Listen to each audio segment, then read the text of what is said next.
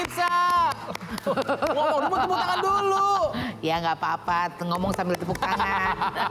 Iya, pemirsa apa kabar? Kami ini masih terus syuting ya.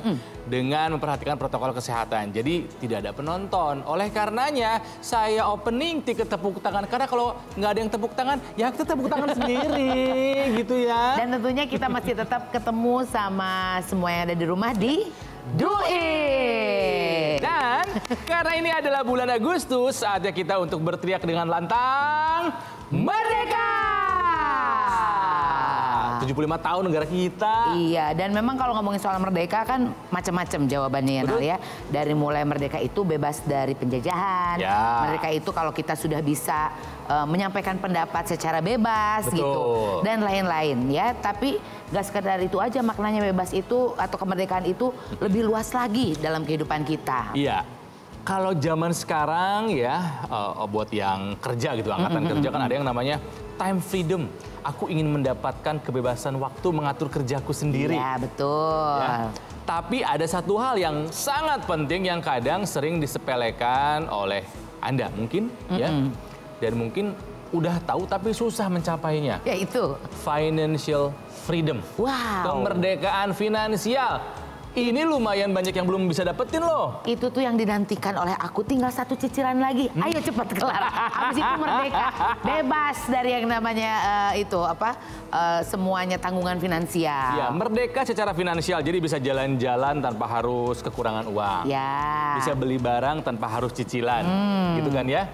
Jadi ya memang harus berjuang. Mendapatkan kemerdekaan harus berjuang. Betul, dan hari ini memang khusus kita dalam rangka bulan kemerdekaan juga akan membahas mengenai kemerdekaan finansial tersebut. Kemerdekaan finansial. Nah, tapi supaya seru, jangan hanya kita dong ke. Oh, ada bincang camu dong tentunya seperti biasa. Jadi dia ini seorang pengusaha muda dan saya sih yakin dia sudah merdeka secara finansial ya. Iya. Pengusaha muda dan juga co-founder dari lifepal.co.id, Benny Fajarai. Hai Ben, Pagi, Mas Benny. Halo Ronald, Tike. Oke. Kalau soal bisnis mungkin kan Mas Benny jago. Tapi kalau kita ajak main pantun, kira-kira bisa atau enggak? Ayo. Ini Bener. anak muda nggak takut sama tantangan. Karena lagi musim kan main pantun sekarang. Iya, anak-anak muda sekarang. Pantun itu kita ambil yang simpelnya aja 4 baris ya. 1, 2, 3, 4. 1, 2 biasanya disebut sampiran. 3 sama 4 disebut isi. Ini tugasnya nggak bikin pantun tapi melanjutkan pantun. Oke, dari Ronald dulu. Aku bikin sampiran, Tika bikin isinya. Nanti Boleh. Tika bikin soal buat Benny. Siap. Siap ya Tika ya? Oke. Jangan banyak berpikir. Iya. Ke pasar pagi beli mangga. Cakep. Mangga muda asam rasanya. Indonesia sudah merdeka, mari kita merayakannya. Wah! Aku kalau soal pantun kecil. Oke. Coba kalau Benny nih ya. Siap Ben, lanjutkan Siap. dari Tika ya. Oke. Siang-siang makan nasi. Nasi Padang enak tuh ya. Itu komentarin Oke. dulu. Lengkap sama sambal terasi. Silakan. Ayo kita satukan aksi, memajukan negara ini. Cakep. Ronald. Cakep ya. Oke. Aku nanya Ronald ya. Oke. Jalan-jalan ke kota tua. Ngapain? Lagi ada COVID sekarang. Apa-apa kan Jangan ini kan dulu. pantun. Jalan-jalan ke kota tua. Jangan lupa naik delman. Jangan lupa naik delman. Meskipun aku nanti sudah berusia senja, ku akan terus cinta Indonesia tanpa alasan. Tepuk tangan dong nih di sini. Negara mana lagi yang mau kita cintai kalau bukan Indonesia? Betul. tidak, Ben? Betul sekali. Oke, tapi kalau hari ini kan kita mau ngomongin soal merdeka ya.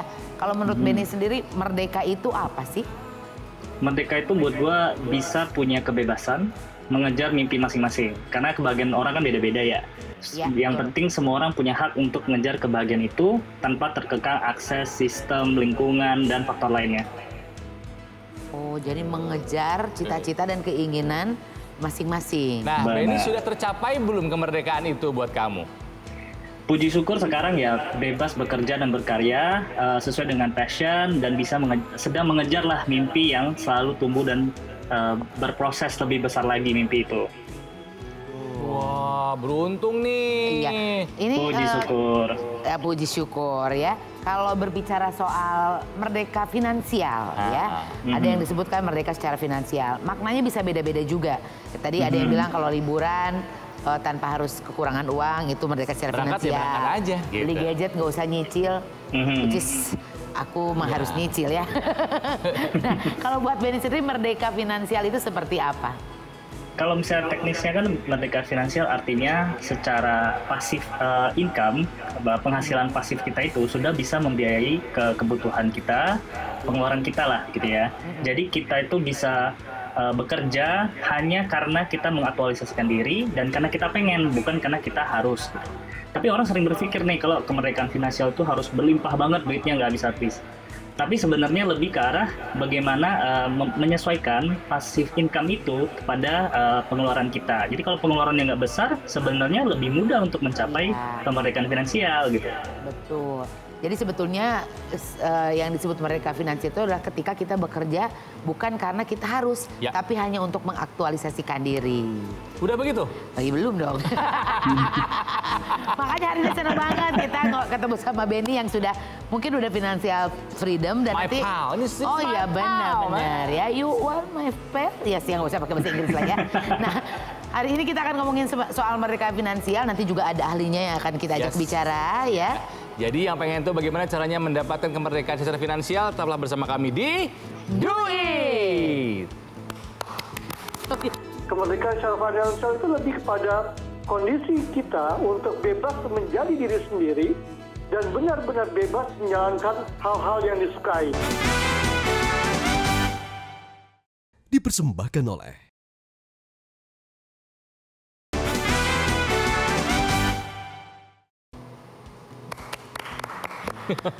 Pemirsa, kita kembali lagi di Do It! Merdeka! Merdeka! Merdeka! Oh harusnya kan? Ya. Merdeka! Merdeka! Merdeka! Ya, jadi pemirsa, karena kami masih menerapkan protokol kesehatan, jadi orang-orang yang diajak ngobrol pun adanya di luar studio, di rumah masing-masing, tapi menggunakan internet untuk berkomunikasinya. Ya, tadi sudah ada Benny Fajarai dari lifepal.co.id yang sudah membagikan pendapatnya mengenai merdeka secara finansial. Nah, kalau yang sekarang kita mau ngundang siapa nih, Nam? Sahabat kita. Wih, ya. Ini ayah saya. Ya, dari Manulife Indonesia, Bapak Karyadi Pranoto, Pak Oti. Selamat pagi, Pak Oti. Pagi Mbak Tika, soalnya gue tua banget kalau Bapak Tika. Habis makin muda kayak Pak Oti di rumah terus ya. Maknanya apa nih Pak? Kan kalau makna kemerdekaan secara kebangsaan kan kita sudah dijajah lagi oleh bangsa asing. Nah, makna dari merdeka secara finansial itu apa Pak Oti ya? Oke. Ya menarik sekali ya, bulan-bulan Agustus ini kita biasanya mendengar banyak sekali kata-kata merdeka, merdeka, merdeka gitu ya. Nah kalau kita bicara sesuatu yang berhubungan dengan keuangan, pastinya kita tidak lepas dari beberapa orang-orang yang ternama yang pernah bicara mengenai keuangan. Salah satunya adalah Robert T. Kiyosaki sendiri ya. Nah, tapi anehnya yang menarik dalam bukunya dikatakan bahwa merdeka secara finansial itu bukan berarti kita kaya raya, bukan berarti kita punya harta yang melimpah gitu ya. Kemerdekaan secara finansial itu lebih kepada kondisi kita untuk bebas menjadi diri sendiri dan benar-benar bebas menjalankan hal-hal yang disukai. Nah, itu yang perlu kita garis bawahi, hal-hal yang disukai ya. Nah, tetapi tentunya untuk mencapai kemerdekaan finansial ini diperlukan usaha, diperlukan upaya, kita juga mesti belajar dari kesalahan agar kita bisa secara sukses keuangan di kemudian hari. Merdeka secara finansial paling gampang, katakanlah kita tidak punya hutang di kartu kredit misalnya. Tadi Mas Benny sampaikan bahwa kebebasan secara finansial itu lebih kepada passive income contohnya. Passive income. Passive income. Jadi orang yang punya passive income, ya, punya tambahan penghasilan dengan dia tidak terlibat dalam satu kegiatan ekonomi, ya, tapi uang jalan tiap harinya, wah itu dia merupakan orang yang termasuk bebas secara finansial. So, setiap orang punya pemikiran berbeda-beda mengenai hal ini. Lagi-lagi Gitu. passive income disebutkan oleh Pak Oti ya, tadi oleh Benny, terus sekarang juga sama Pak Oti. Nah, sebetulnya kan kita tuh udah ada ya, Nal ya, ciri-cirinya atau tanda-tanda seseorang itu sudah mereka secara finansial Ya, gitu. jadi boleh nih pemirsa kalau soal keuangan, yuk kita jujur-jujuran. Iya. Ya. Silakan Anda yang menilai diri sendiri apakah Anda sudah mencapai tahap merdeka secara finansial. Jadi Iya, gini, betul. kami kumpulkan dari berbagai sumber. Ini adalah beberapa tanda-tanda kita sudah mencapai merdeka secara finansial. Yang pertama, gaji bukan sumber pendapatan utama. Ya, betul. Jadi ada sumber pendapatan yang lain. Entah punya bisnis, entah dari investasi. Itulah yang tadi disebut oleh Pak Oti dan juga Benny sebagai passive income, betul. Jadi kalau misalnya gaji hanya gaji yang merupakan sumber pendapatan Anda, tampaknya Anda belum merdeka secara finansial. Iya, betul. Itu tanda yang pertama. Kemudian, Tanda yang kedua, ciri-ciri Anda sudah merdeka secara finansial adalah jauh atau nggak pernah menyebutkan kata, ih mahal. Masih jauh. masih ada. Ada beberapa yang masih aku pikir, oh kayaknya ini mah masih terlalu mahal gitu. Gitu, jadi udah nggak pusing, udah nggak banyak mikir dalam tanda kutip untuk memenuhi kebutuhan. Iya. Beli aja, ada budgetnya. Oke. Ya. Iya. Yang ketiga, mungkin ini juga banyak menjadi impian dari kita-kita. Salah satu ciri merdeka secara finansial adalah kita bisa pensiun kapan saja. Kan ada yang sampai usia 55, Iya. pensiun 65, habis itu kerja, nggak pernah liburan. Pensiun. Ya, itu belum merdeka secara finansial. Betul. Tapi, saya sama Tika misalnya besok lusa mau pensiun, Dani? Belum. Tadinya usia 45 tuh. Ya pokoknya usia 45 tadinya udah mau pensiun, tapi sekarang lagi dipikir ulang ya. Jadi kalau kami karena seniman pensiun bukannya masih ingin terus kerja, tapi ya kami berkarya Iya, aja. betul, Sebetulnya memang belum cukup sih tabungan.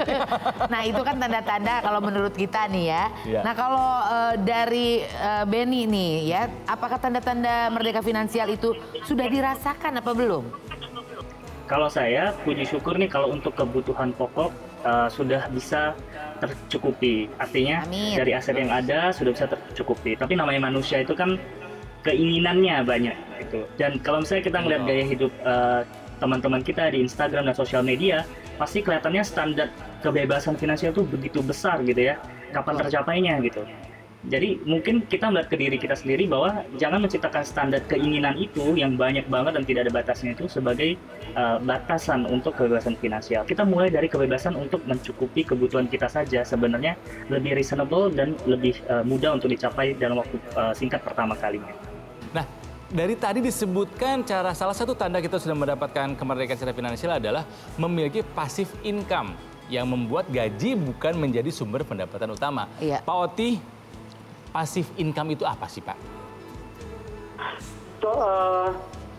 Passive income itu adalah suatu pendapatan yang kita terima dari suatu kegiatan ekonomi di mana kita tidak secara langsung terlibat di dalamnya.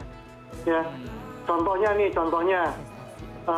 kan yang saya tahu Mas Ronald punya 100 kamar kos-kosan kan di daerah Cirende. Nah, itu adalah passive income Mas Ronald. Terus manfaatnya sebetulnya untuk apa Pak, si passive income ini? Ya, tentunya banyak sekali manfaat yang didapat dari passive income ini. Satu adalah, apalagi dalam musim kayak gini ya, kalau ada apa-apa dengan pekerjaan utama kita, ya passive income kita dapat membantu kita. Kalau seandainya jumlah passive income-nya udah sama dengan kita punya lifestyle seperti apa yang tadi Mas Benny sampaikan di awal. Nah, jadi penasaran nih kalau Benny ya, Ben. Passive income, aku sih yakin pasti Benny udah punya. Ya, boleh tahu nggak? Boleh di-share nggak? Kamu passive income-nya apa? Dari mana aja sumbernya tuh? Ya, kalau namanya passive income kan istilahnya biarkan duit mencari duit gitu ya. Iya. Jadi kita memiliki aset, kita berusaha untuk menginvestasikan aset-aset itu supaya mereka menciptakan aset yang berbeda, yang lebih, atau dia tumbuh menjadi aset yang lebih besar. Nah, kalau soal investasi, biasanya kan keuntungannya besar, resikonya juga besar. Jadi pastinya kita punya beberapa instrumen yang diversified gitu ya. Jadi saya sendiri pasti punya beberapa instrumen yang sesuai dengan tujuan jangka pendek, jangka panjang, atau jangka menengah gitu. Tadi juga dikenalin karena sama Ronald, aku udah lagi bisnis juga gitu. Bisnis itu kan satu bentuk investasi. Kita investasikan modal, waktu untuk membangun sebuah aset bisnis. Tapi resikonya besar, tapi peluangnya juga besar. Saya juga berinvestasi di saham, saya juga berinvestasi di properti, berinvestasi dengan yang mungkin resikonya kecil, tapi untuk tujuan jangka pendek seperti deposito atau obligasi misalnya gitu. Itu tadi mungkin sedikit sumber yang sudah sedikit dibuka sama Benny ya. Kalau misalnya nih pemirsa di rumah tidur sudah nyenyak berarti memang sudah merdeka secara finansial. Tapi ketika tidur yang dipikirin bagaimana caranya bayar cicilan berarti belum merdeka secara finansial. Tenang ya. Masih akan kami share lagi bagaimana caranya kita bisa merdeka secara finansial. Jadi tetaplah bersama kami di Do It. Manusia adalah makhluk yang keinginannya nggak bisa dibatasin ya, Mas Benny ya. Maunya apa aja ya. Apalagi anak-anak milenial saat ini gitu ya. Dipersembahkan oleh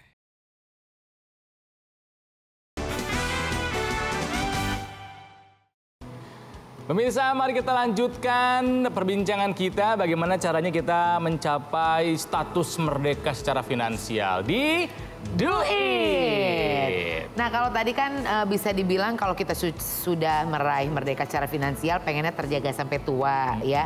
Apakah semua orang bisa mencapainya? Coba kita tanya nih Pak Oti. Kira-kira nih apakah semua orang itu sebetulnya bisa mencapai kemerdekaan finansial?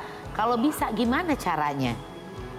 Oke, ya sebenarnya semua orang punya kesempatan untuk mencapai kemerdekaan secara finansial. Tetapi kembali apa yang diciptakan seorang itu tidak akan tercapai kalau tidak ada perencanaan yang baik tentunya ya. Nah, pertama sih yang harus dibuat adalah apa sih yang mau kita tuju? Kemerdekaan finansial seperti apa yang kita mau tuju? Goals-nya seperti apa? Ya, goals-nya seperti apa? Kalau saya biasa men-set goals, setlah goals dengan smart, ya, spesifik, measurable, gitu ya, terukur dengan baik, bisa diperoleh, ada time-nya, ada resource di balik itu semua, ya. Terus susunlah target dengan baik. Terus lalu kita melakukan evaluasi, assessment terhadap kondisi finansial tidak saat ini. Apakah kita sudah punya modal untuk seperti itu sudah? Apakah sudah cukup? Ya, kalau belum cukup, ya, apa yang mesti kita lakukan? Set prioritas untuk strategi jangka pendeknya seperti apa, prioritas jangka panjangnya seperti apa untuk dapat mencukupi financial freedom-nya nanti di kemudian hari. Kalau Benny kan tadi bilang puji syukur katanya sudah mencapai tahap merdeka finansial. Tapi pertanyaannya Ben, kamu yakin nggak akan merdeka terus secara finansial sampai usia tua nanti? Kebutuhan kan pasti beda-beda ya setiap tahap hidupnya kita ya. Dan keinginan juga berbeda-beda. Kadang tentunya kita tidak berpuas diri, pasti pengen terus lebih lagi bertumbuh lah gitu. Dari awal kita udah nabung, udah hemat, sudah berinvestasi. Apakah nanti sudah istilahnya mapan, kemudian kita berhenti? Enggak juga kan? Karena mungkin punya anak, kemudian pengen ekspansi bisnis atau lain sebagainya. Ada keinginan-keinginan baru dan cita-cita baru, mimpi-mimpi baru gitu. Dan sebagian besar orang kan pengennya langsung lompat aja nih. Dari sekarang pas-pasan pengen langsung merdeka finansial, tapi sebenarnya kan tahapannya pelan-pelan dan tahapannya bisa nambah juga gitu. Dari awalnya pas-pasan, berkecukupan, terus bebas hutang, bebas resiko dengan asuransi, nggak kerja tetap bisa hidup, sampai akhirnya berlimpah-limpah lah duitnya nggak habis-habis gitu. Jadi proses itu akan terus menerus sih harusnya. Iya. Mungkin Benny ada yang mau ditanyakan sama Pak Oti? Kalau kita bicara soal perjalanan menuju financial freedom gitu ya, kan faktor paling besar itu kan anggaran keuangan nih. Kira-kira bagaimana sih cara secara disiplin memisahkan antara kebutuhan dan keinginan gitu. Jadi memberikan contoh juga kepada para penonton nih. Iya, disiplin tuh untuk kata kuncinya tuh. Ya, emang saat ini isu yang paling menarik adalah bagaimana memisahkan antara kebutuhan dan keinginan. Kita tahu adalah manusia adalah makhluk yang keinginannya nggak bisa dibatasin ya, Mas Benny ya. Maunya apa aja ya, apalagi anak-anak milenial saat ini gitu ya. Melihat ada handphone baru keluar gitu ya, itu pun pasti ludusnya minta ampun ya. Ya kan handphone ya saat ini kalau kita cari ke toko sepeda, dari toko sepeda paling rendah sampai paling mahal, toko sepeda paling mahal pun juga nggak ada tuh sepedanya. Nggak tahu apakah itu butuh atau cuma ingin doang punya sepeda seperti itu. Ya, ya. Nah, memang yang paling penting adalah kan kita harus tahu dulu, ya harus tahu dulu apa yang menjadi prioritasnya kita. Yang prioritas kita itu mesti disesuaikan dengan kebutuhan kita. Itu yang paling dikedepankan untuk merencanakan kondisi keuangannya kita. Ya, logikanya harusnya adalah minimal 30% dari income kita setiap bulan kita sisihkan. Ya, sisihkan untuk investasinya kita, untuk insurance-nya kita gitu ya. Dan sisanya atau 70% bisa kita gunakan untuk kehidupan kita sehari-hari, misalnya untuk kita living cost kita, makan, minum, sekolah anak gitu ya. Mungkin juga ada hiburan ya 70%-nya, tapi sisihkanlah 30%. Itu idealnya seperti itu. Tapi kadang-kadang ya yang tadinya 30% kita udah cadangkan itu keluar karena keinginan kita yang nggak bisa terkendali. Iya. Ya, jadi penting sekali juga kita disiplin ya menentukan mana yang butuh, mana yang ingin. Iya. Ini mungkin kalau misalnya bicara mengenai financial freedom ya, adalah kan cita-citanya agar kita nanti di usia pensiun adalah tinggal menikmati hasil dari apa yang sudah kita dapatkan selama masa produktif. Tapi sebetulnya sekarang katanya cukup banyak yang sudah pensiun tapi masih tetap kerja tuh Pak Oti. Apakah mungkin sebetulnya ketika kita pensiun itu kita tidak harus kerja?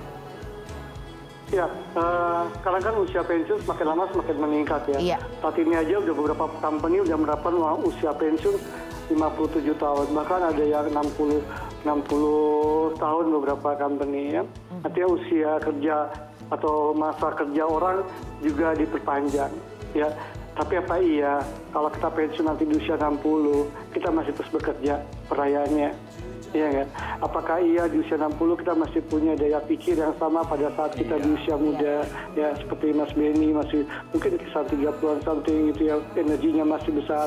Nanti pada saat kita pensiun di usia 57 atau 60 udah pasti energi daya pikir kita pun juga semakin lama semakin menurun ya. Nah, orang yang biasanya pensiun dan bekerja lagi mungkin ya disebabkan karena apa yang diharapkan dikumpulkan pada saat dia masih aktif bekerja, pada saat pensiun belum mencukupi apa yang dia butuhkan. Sehingga dia masih butuhkan income tambahan, dan income tambahan itu harus dipenuhi dengan cara dia harus aktif bekerja ya. Saya menyarankan kepada teman-teman semua para pemirsa agar gunakanlah waktu muda kita, ya waktu produktif kita dengan baik, sehingga pada saat usia pensiun nanti kita bisa kayak teman-teman kita yang di luar negeri tuh, opa-oma, jalan-jalan gitu ya Mbak Tika ya. Iya. Ya, jalan-jalan ya kayak di kita usia tua masih bekerja, gitu kurang lebih Mbak Tika. Ya. Jadi investasi, terus juga kita harus pintar tuh udah memilah-milah keinginan kebutuhan. Sebenarnya ilmunya sudah tahu, tinggal pelaksanaannya saja. Karena kebayang kalau misalnya di usia 60 kami masih membawakan acara ini. Iya. Berarti acara ini luar biasa, tahannya 20 tahun lebih. Betul.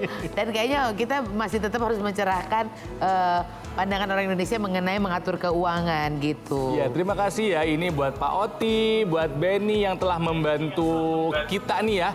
Diingatkan lagi bahwa yuk kalau misalnya kita belum merdeka secara finansial harus berjuang, ya, harus disegerakan.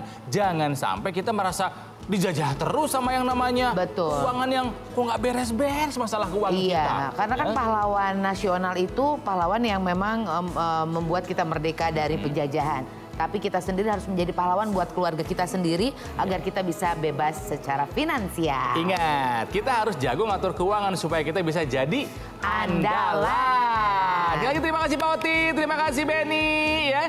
Nah pemirsa, kalau misalnya Anda punya pertanyaan seputar dunia keuangan, silahkan ditanyakan lewat akun sosial media kami @duit_metro_tv. Iya, dan jangan lupa agar selalu melek masalah finansial dan keuangan untuk selalu menyaksikan acara ini. Do it! Merdeka Indonesia! Merdeka! Ketemu lagi!